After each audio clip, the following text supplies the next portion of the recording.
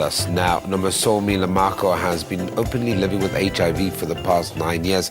Limako calls the condition double stigma as she's also living with a disability. She is also in a wheelchair for the rest of her life because of Post Polymetis, commonly known as Polio. In our studio now, we are joined by the HIV Activist and the Positive Magazine editor, Pholokgolo Ramothwala. Guys, good morning and welcome, and thank you very much for coming to Morning Live. Good morning. Good morning. Let's start with you, Nomasomi. You know, just living with it, how are you dealing with it on a day-to-day basis? And what was your thoughts at the time when you found out you were HIV positive? Firstly, I would like to correct the fact that it's not 9 years. Okay. I've been living with HIV for the past 11 years. Okay, for 11 years. Yes. Okay. And then for me, for the first time when I found out that I'm HIV positive, I thought I'm going to die tomorrow.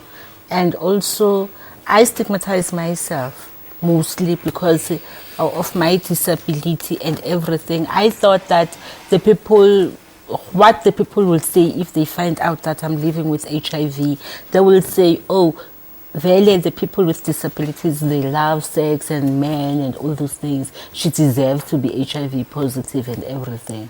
That's what I found out. Whereas I kept quiet for almost 4 years.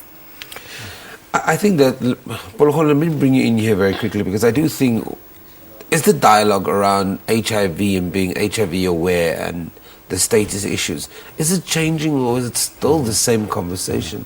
Are we still finding that communities stigmatize people that are HIV positive?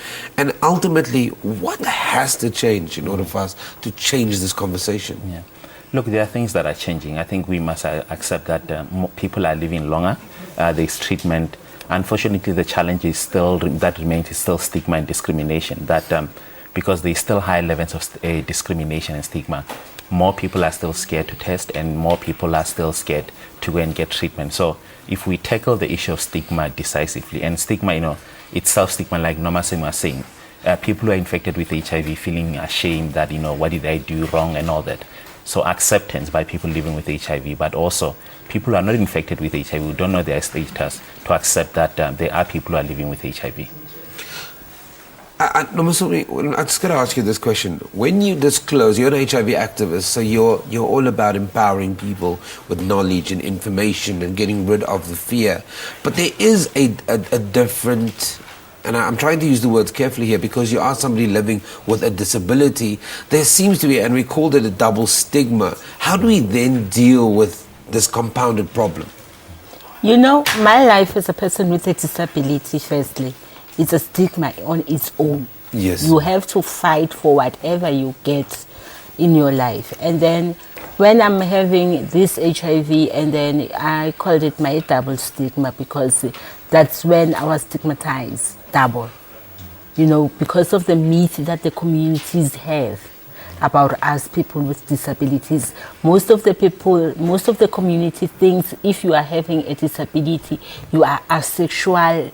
It's either you are asexual or you don't sleep, you sleep around with men and everything.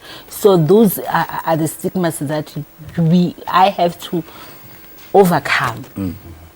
And even when disclosing to people with disabilities also, I discovered that some of them, they will say, yilezi sithanda amadoda lezi, and all those things.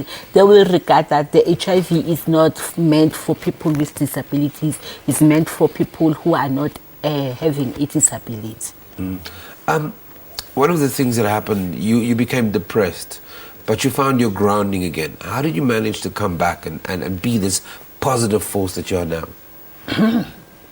I had a help. I didn't have that boldness and that empowerment by my own. Polo discovered me and he helped me a lot in acceptance and every aspect of dealing with my depression.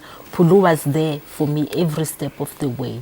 So I had a good mentor, I think so. That's why maybe I came up strongly about this. Pholokgolo, I want to give the last word to you. I mean, the magazine that you guys put out is doing amazing work. What are some of the feedback that you're getting very quickly?